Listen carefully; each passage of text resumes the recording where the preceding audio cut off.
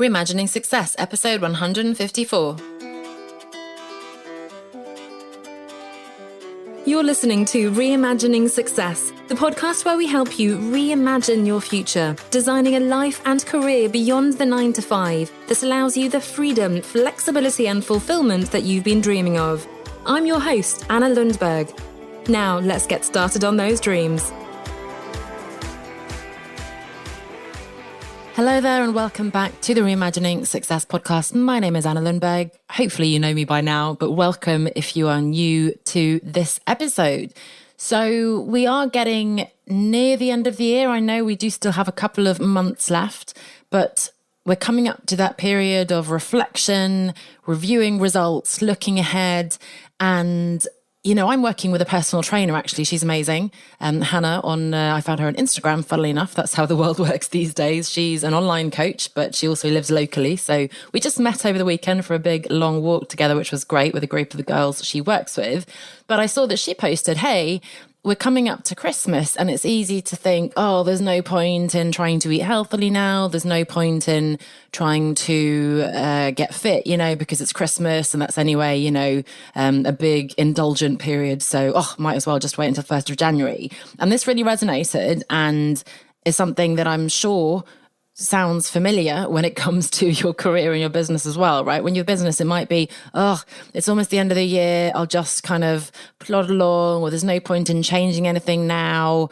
I'll just get clear on sort of my New Year's resolutions and, after holiday and everything over Christmas, then I'll look into, maybe joining a program or signing up to a course or changing my strategy or looking at updating my CV, whatever that looks like for you, right? Updating my website, blah, blah, blah, creating new resources.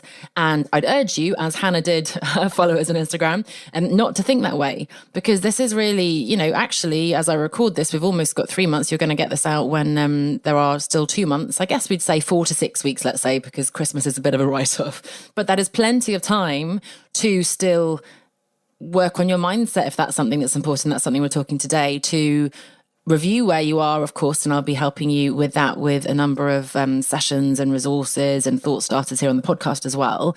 But you do still have time. So anything you do, however small, any tweak, any background work, and we've just got and apologies if it's very noisy, the guy's laying the tarmac just outside my window here. And I thought it was going to take about a week, we just take away the old stuff and put the new stuff. No. Weeks and weeks of loud drilling and digging and laying layer upon layer of various stuff underneath, right? So even if you don't get to the actual laying of tarmac in your business or your career, then at least try to dig away some of the rubbish, clear away the rubble, get that skip off so that you have a clean slate almost to then hit the ground running in the new year. With that being said, today I want to do some myth busting, look at some entrepreneurial myths, which is something I always love doing because so many things come up and I want to talk to you about 5 today. So let's get straight in there. Now, the first one is I have to do XYZ to succeed, i.e. fill in the gap with whatever strategy you think you have to do. I have to run live webinars, I have to do Facebook Lives, I have to do a 5-day challenge, I have to have an email sequence, I have to have lead magnets, I have to have a funnel, I have to do regular launches, I have to have an evergreen strategy, I have to have a podcast, I have to create a course, I have to build a membership program, I have to. And the truth is, and I think I did a podcast episode on this some time ago, where I said was, the truth that no guru wants you to hear is that there is no one right strategy. I always see in my newsfeed on Facebook, various people recommending whatever has worked for them, I think, and I'm sure it has worked for them and it might even work for many of their clients. But you know me hopefully by now, and if not, then let me tell you, I believe it's important for you to define what success looks like for you. I believe that you want to design a business that works around your values, your priorities, the work that you love doing, the way in which you want to connect with clients, the clients with which you want to work, the day-to-day routine that you want to follow, the time you want to have with your family, to travel, to do your hobbies, whatever else that looks like, right? In order to do that, you have to first establish your criteria, which means, okay, maybe let's break it down into marketing, sales and delivery, right? So if we take marketing, yes, it's quite uncomfortable to do video and so on, but for me, it was something that I could overcome. I practiced, and now I feel pretty comfortable hitting record, doing a live without too much preparation. Even these podcasts, in fact, there are things that are really engaging, really powerful tools that you might find a little bit uncomfortable, but if you work on them, then you'll overcome that initial discomfort and you'll master them. However, there might be aspects and types of marketing that you really don't like. I know in some industries, and I know I have friends in, for example, the museum and heritage sector, where they feel like, and I say they very loosely because I know a couple of people who told me, marketing funnels, it's so icky, it's far too salesy. And I think a lot of us would say that anyway. But if that's the case, if that's something you don't want to do, then by all means don't follow those tactics, right? I happen to think that every tactic strategy can be done in a non-sleazy way. If we're not sleazy people, why on earth would the strategy that we follow be sleazy? We can do it in an authentic way, connecting, following up, giving value. But if you believe, that's not something that sits right with you, then you don't have to do it. So from a marketing perspective, you can think about what you're good at, what you feel comfortable with, and what sits well with your values and how you want to connect with your clients, right? Then from a sales perspective, again, all these launches versus evergreen strategies, doing live versus recorded webinars, doing one-off masterclasses versus 5-day challenges. I have a freelancer girl working with me on social media and sort of a VA, and she hated doing these live challenges. It's just exhausting. And in fact, me myself as well, in the past, I've done and many times have run these 5-day challenges with doing it at 8 o'clock in the evening.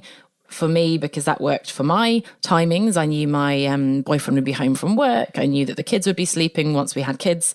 I knew that my clients would be home from work too if they were in Europe. That kind of worked well. But I began to find that really exhausting, turning up and going live for an hour and a half every day for 5 days, not to mention all the pre-marketing, the post-marketing, so on. I just ran, which you may have even joined, you may have at least heard me talk about, a 5-day challenge, which is, very similar content, very focused content, but over 5 days, lunchtime for me and half-hour sessions. It felt amazing. I cannot tell you, it finally fell into place for me.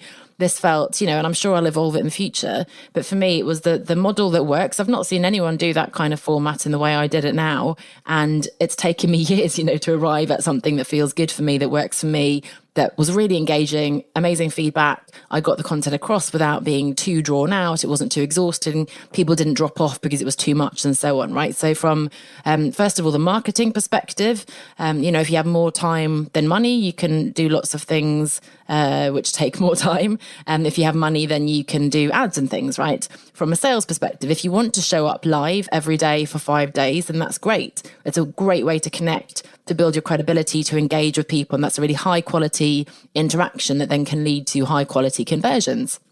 If that doesn't work for you with your schedule, with your health, with your family situation, then try a pre-recorded version or try a one-off masterclass. When you listen to this, I would have just done a 90-minute masterclass a couple of weeks ago, and that is a great format for some people too. So it's good for both you and your clients to experiment with different formats. So that's selling.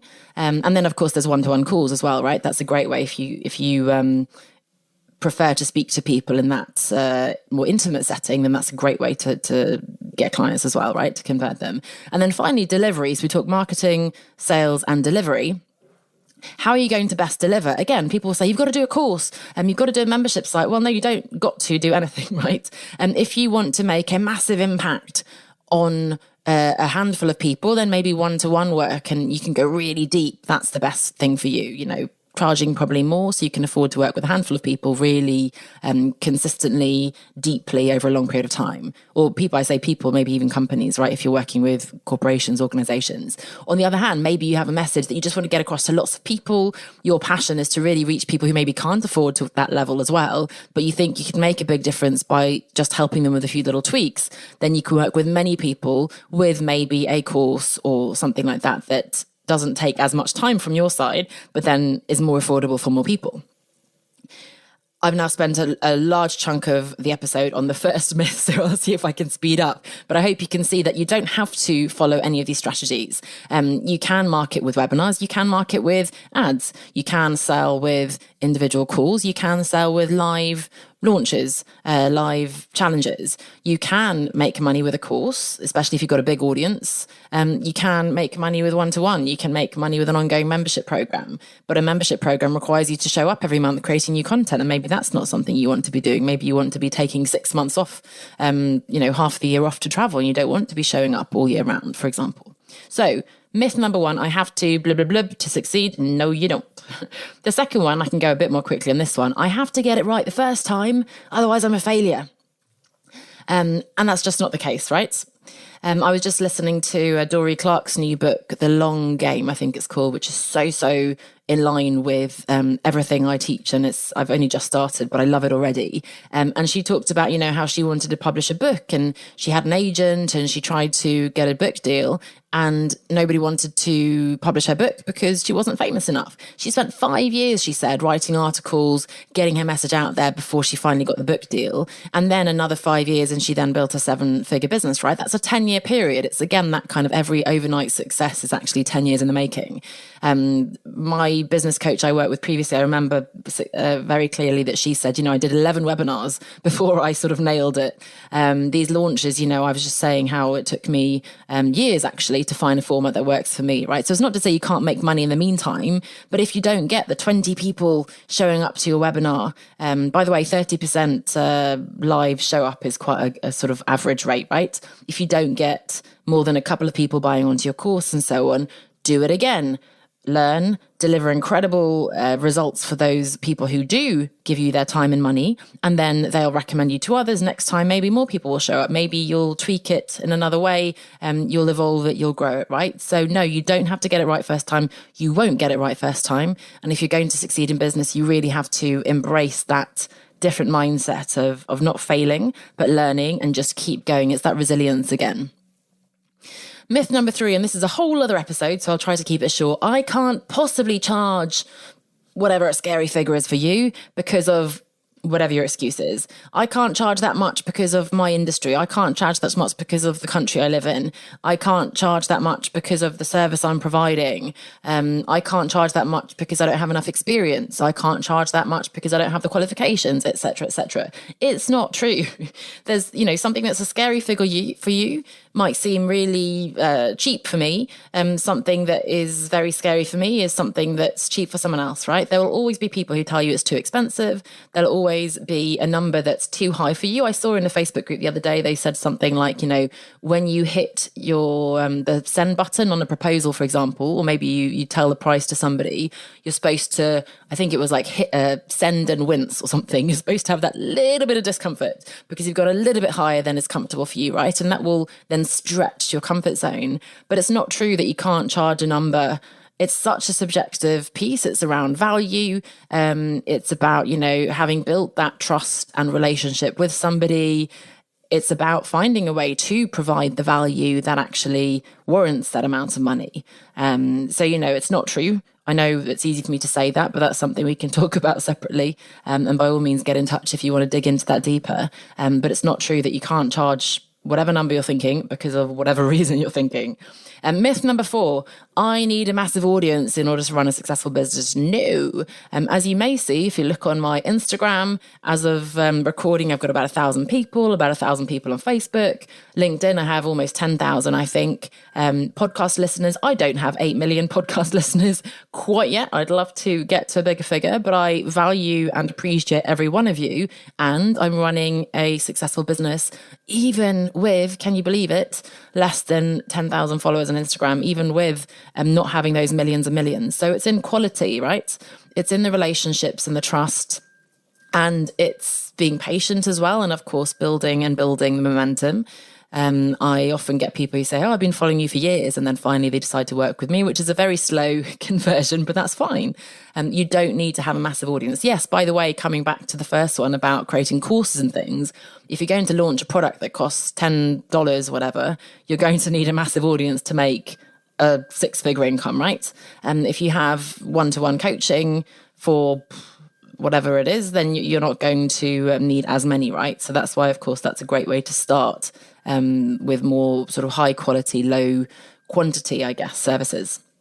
And then finally, and this is one that's close to my heart, it's normal that I'm now working harder for less money than I was in my job. No, it's not normal. Again, in fact, I think Dory Clark on the book I was just listening to just now was saying that, yes, in fact, ironically, in corporations, people, unfortunately, due to mindset, people who work longer hours, 50, 60 hours a week, I think earn on average 6% more than people who only work 40 hours a week, even though all the data shows that your productivity tailors off and you become less productive after, however many hours it is, right? So there is, unfortunately, in that corporate world, in our society, that perception that the harder we work, the more money we earn, which isn't the case in business, at least, right? Certainly. The other thing is you can't just hustle.